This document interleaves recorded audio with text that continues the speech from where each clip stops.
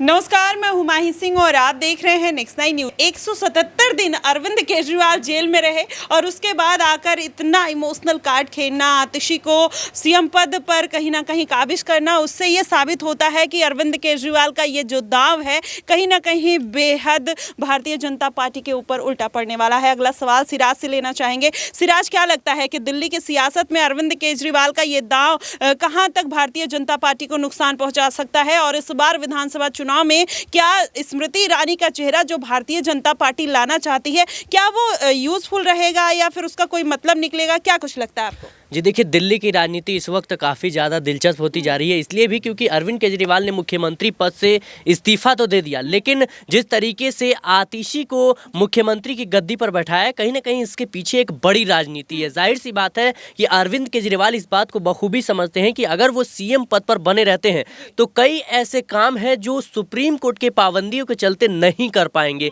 और इसी के चलते कहीं ना कहीं उन्होंने आतिशी को आगे किया। दूसरी तरफ आतिशी को मुख्यमंत्री बनाने के पीछे अरविंद केजरीवाल की एक रणनीति यह भी है कि महिला वोटरों को अपने साथ बनाए रखना, क्योंकि देखा जाए तो महिला वोट बैंक जो है वो आम आदमी पार्टी को अच्छा खासा मिलता रहा है। इसकी बदौलत अरविंद केजरीवाल दिल्ली की सत्ता में लगातार बने हुए हैं, और जाहिर सी बात है भारतीय जनता पार्टी इस बात को अब समझ चुकी है, और आने वाले समय में स्मृति ईरानी हो, बांसुरी स्वराज हो या तमाम और भी बड़े चेहरे हो, उनको कहीं ना कहीं दिल्ली के मुख्यमंत्री चेहरे के तौर पर आगे भारतीय जनता पार्टी करती हुई नजर आएगी। और जो खबरें निकलकर सामने आ रही है कि स्मृति ईरानी वो चेहरा हो सकती हैं जो दिल्ली की मुख्यमंत्री बन सकती हैं आने वाले समय में बीजेपी की तरफ से, और यह भी माना जा रहा है कि दक्षिणी दिल्ली में उन्होंने एक घर भी लिया है। तो कहीं ना कहीं आपने देखा होगा लोकसभा चुनाव के दौरान स्मृति ईरानी ने अमेठी में अपना घर लिया था, और कहीं ना कहीं उन्होंने अमेठी की जनता को यह एहसास दिलाने का काम किया था कि मैं अमेठी में ही हूं, मैं अमेठी का परिवार हूं। लेकिन वो सारी चीजें कामयाब नहीं हो पाई, और आने वाले जो लोकसभा चुनाव थे जो बीत गए,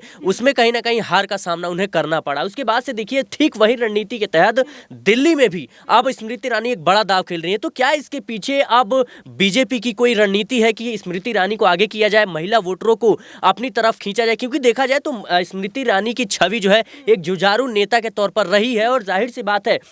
जिस तरीके से उन्होंने राहुल गांधी को अमेठी से हार का मजा चखाया था, ये कोई आसान काम नहीं था। स्मृति ईरानी जिस तरीके से भारत की राजनीति में लगातार मुखरता से अपनी बातों को रख रही थी जब यूपीए की सरकार थी, तो ये तमाम जो चीजें थी वो कहीं ना कहीं स्मृति ईरानी के काम आई, और वहीं से स्मृति ईरानी की जो राजनीति है वो चमकती हुई नजर आई। खैर, हम अभी केजरीवाल की रणनीति पर अगर हम नजर डालें तो केजरीवाल इस बात को बखूबी समझते हैं कि अगर उन्हें दिल्ली की सत्ता में बने रहना है तो जो महिला वोट बैंक है वो किसी भी कीमत पर ना ही कांग्रेस और ना ही बीजेपी कहीं भी नहीं छिटकना चाहिए, क्योंकि महिला वोटरों ने जाहिर सी बात है अरविंद केजरीवाल को प्यार दिया। और देखिए इसी के तहत कहीं ना कहीं अरविंद केजरीवाल ने बिजली फ्री किया, पानी फ्री किया, और कहीं ना आज क्या अरविंद केजरीवाल फिर दिल्ली की जनता को बेवकूफ समझते हैं? क्योंकि जिस तरीके से भ्रष्टाचार के आरोप में वो जेल गए, उनके बड़े बड़े नेता गए, अभी भी वो बेल पे बाहर हैं, ना कि उनको क्लीन चिट मिला है सुप्रीम कोर्ट से। तो ऐसे में अरविंद केजरीवाल जितना कॉन्फिडेंस में नजर आ रहे हैं, और आतिशी मार्लेना को जिस तरीके से वो एक पपेट के तौर पर इस्तेमाल कर रहे हैं, क्या दिल्ली की जनता को ये बात नहीं समझ आती है कि इसके पीछे स्ट्रेटेजी क्या है, राजनीति क्या है? भोली भाली जनता को क्या भारतीय जनता पार्टी हो या अरविंद केजरीवाल हो फंसाने की कोशिश कर रहे हैं? क्या लगता है? जी देखिए, अरविंद केजरीवाल को भले ही कह सकते हैं बेल मिली है, लेकिन उनके ऊपर आरोप अभी सिद्ध भी नहीं हुए हैं। ये हमें गौर करने वाली बात है। अगर हम किसी को कह देते हैं कि फलाना आदमी जो है चोर है, चाहे फलाना आदमी गुंडा है, तो उससे साबित नहीं हो जाता। और जाहिर सी बात है केंद्रीय जांच एजेंसियां इस पर पूरी तरीके से जांच कर रही हैं, रिपोर्ट्स तैयार हैं, गवाह हैं, और तमाम तरह को देखते हुए देखिए सुप्रीम कोर्ट ने अगर बेल दी है तो कुछ सोच समझ कर ही दिया होगा। और जाहिर सी बात है सुप्रीम कोर्ट को इस पूरे मामले में जब उन्होंने कह सकते हैं अरविंद केजरीवाल को जमानत दी थी, तो सीधे तौर पर उन्होंने कोर्ट और कह सकते हैं कि जो ईडी सीबीआई है उस पर भी सवाल खड़े किए थे, क्योंकि देखिए 4000 से ज्यादा पन्नों की जो रिपोर्ट है वो तैयार की गई थी, 400 से ज्यादा गवाह थे। तो कहीं ना कहीं सुप्रीम कोर्ट को ये इस बात का आभास जरूर था कि ये केस अभी लंबा चलने वाला है, और ऐसे में किसी भी व्यक्ति को जेल में रखना रिमांड के नाम पर ये उचित नहीं होगा, और कहीं ना कहीं इसी के बिहाफ पर उन्हें कह सकते हैं जमानत मिली। लेकिन आने वाले समय में अगर ईडी और सीबीआई इस केस में कुछ अच्छा कमाल कर पाती है या फिर कुछ अहम सबूत जुटा पाती है जिससे अरविंद केजरीवाल दोषी साबित हो जाए, फिर मुझे लगता है कि उनको दोषी कहना उचित होगा। लेकिन फिलहाल देखा जाए तो ये भी एक राजनीति का हिस्सा है, और जैसे भारतीय जनता पार्टी ने तमाम तरह के उन पर आरोप लगाए, आने वाले समय में देखिए कि इसको कहीं ना कहीं इससे उबार पाने की पूरी कोशिश कर रहे हैं अरविंद केजरीवाल, और आने वाले समय में देखिए जनता जनता जो है ना वो कहीं ना कहीं जो कह सकते हैं कि तुरंत वाले मुद्दे होते हैं वो कहीं ना कहीं उस पर फोकस करते हैं। और आने वाले समय में देखिए कौन याद रख रहा है कि अरविंद केजरीवाल शराब घोटाले में जेल गए थे, और इस बात में कोई दो राय नहीं कि उन पर अभी आरोप लगे हैं, दोषी सिद्ध नहीं हुए हैं। और जाहिर सी बात है कि देखिए जनता को फायदा चाहिए और विकास जो करेगा जनता उसी के साथ जाएगी। और दिल्ली की जनता तो खास तौर पर आपने देखा होगा लोकसभा चुनाव में बीजेपी के साथ रहती है, विधानसभा चुनाव में अरविंद केजरीवाल के साथ रहती है। तो जनता को बेवकूफ मुझे लगता है बनाना इतना आसान है नहीं, चाहे वो भारतीय जनता पार्टी हो, कांग्रेस हो या बीजेपी हो, क्योंकि दिल्ली की जनता काफी ज्यादा मुझे लगता है होशियार है। और आने वाले समय में आप देखिएगा कि अरविंद केजरीवाल मुझे लगता है कि और भी ज्यादा अच्छा करते हुए नजर आएंगे, क्योंकि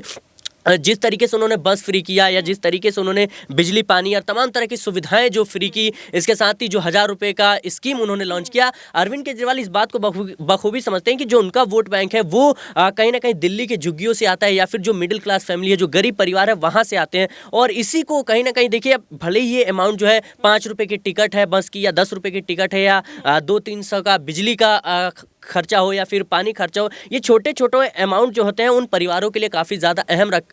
होते हैं। और 1000 रुपये जिस तरीके से उन्होंने देने का ऐलान किया दिल्ली के महिलाओं के लिए, तो मुझे लगता है ये छोटे छोटे फायदे अरविंद केजरीवाल को बड़ा फायदा चुनाव में पहुंचा रहे हैं। और अरविंद केजरीवाल इस बात को बखूबी समझते हैं, इसी वजह से कहीं ना कहीं उन्होंने आतिशी को आगे किया। और आने वाले समय में देखिएगा कि उन जो महिला वोटर्स हैं उन पर और ज़्यादा फोकस करते हुए अरविंद केजरीवाल नजर आएंगे। जी बिल्कुल, कहीं ना कहीं अरविंद केजरीवाल छोटे छोटे मुद्दों को उठाकर दिल्ली की जनता में अपना प्रभाव तो छोड़ते हुए नजर आ रहे हैं, लेकिन जिस तरीके से आम आदमी पार्टी के कई नेताओं ने उनको छोड़ दिया, उससे ये साबित होता है कि कहीं ना कहीं अरविंद केजरीवाल के मामले में जो भ्रष्टाचार के आरोप सीबीआई ईडी के द्वारा लगाए जाते हैं वो उसमें भी सच्चाई देखने को मिलती है। हालांकि अभी अरविंद केजरीवाल को बेल मिल चुकी है, लेकिन देखना दिलचस्प होगा कि आखिरकार अरविंद केजरीवाल का ये पूरा मामला, आतिशी को सीएम बनाने का ये पूरा प्रभाव कहां तक दिल्ली की जनता पर डाल पाता है। आपको क्या कुछ लगता है, अरविंद केजरीवाल का ये फैसला सही है या गलत है? आप हमें कमेंट बॉक्स में जरूर बताइएगा। फिलहाल के लिए बस इतना ही। देश और दुनिया की तमाम खबरों के लिए हमारे साथ बने रहिएगा नेक्स्ट 9 न्यूज।